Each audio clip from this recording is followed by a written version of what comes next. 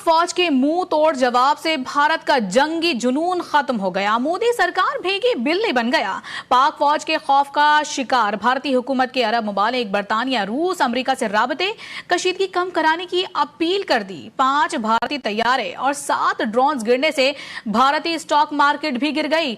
भारतीय करेंसी की कदर में भी कमी हुई। भारत का फ्लाइट ऑपरेशन भी तबाही का शिकार है। आलमी सतह पर भारत का मकरूह चेहरा बेनकाब हो गया है। दुनिया भर से भारत पर तनकीद हो रही है।